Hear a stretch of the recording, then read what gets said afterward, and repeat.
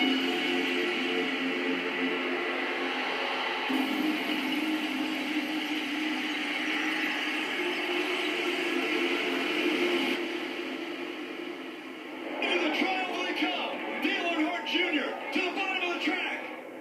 remember coming to the line thinking, all right, we're going to finish right here, 6th, 7th, have a good day. I was just holding the wheel straight, and then next thing I knew, I was launched. Junior will win at Daytona, and the big one happens behind them. All of a sudden, I saw this big old, not an explosion, but just a big pile of dust and stuff, and like, man, they just wrecked after start finish line. Oh, my God. Holy. That was awful. I see the 3 number up in the air going into the fence, and my heart kind of stopped. I was praying the whole time, and that's all you can do in those situations.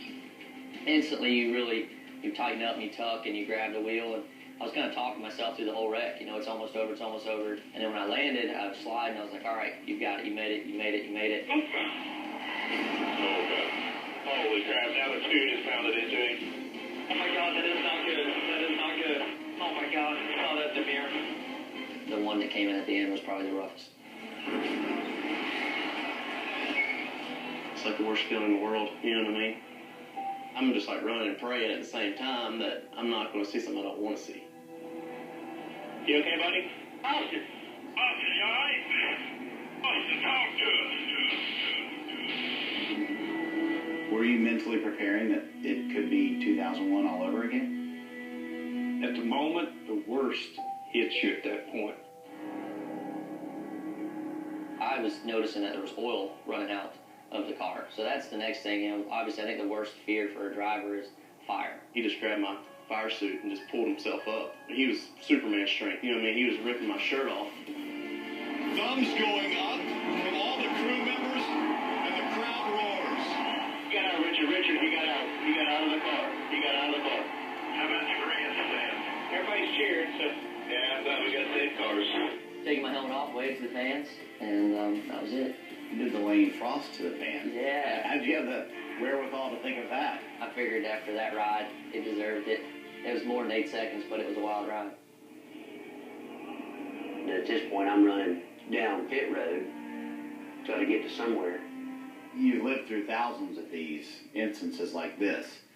Was this the toughest one you've ever had to deal with? The toughest I thought to then, and it was, and it still is the toughest one. Now that Austin's okay, I'll never get over losing Dale, never. But we've got to go on. I know that's what Dale wanted us to do. I know that's what Austin wants to do. Richard seems really shaken up by all this. You seem like it's business as usual. Is that kind of like a protective measure as a dad? I guess so. Maybe I look at things different. I think it's a real pretty daggone good day. He got out of that car and was waving to everybody. We're reminded once in a while, it's a dangerous sport. For sure. We play it off as drivers because you don't want to think about it. This is a bad crash here to end this one. Austin Dillon upside down into the outside catch fence. You're going to run over somebody. Everybody stop right there. You're warning. I hit his freaking engine. Oh, no. Yeah, man. Did you see that? Safety has come a long way, and that's what you have to believe when you get behind the wheel, that your car is as safe as it's going to be, and that you can go drive it as hard as you can every race, and that's going to take care of you. My grandfather actually was like, I'm crushing that car, and I was like, man, it saved my life. It did its job. I'm keeping it. If that's what keeps him confident, then, more power to him. I don't know. I don't have to look at it.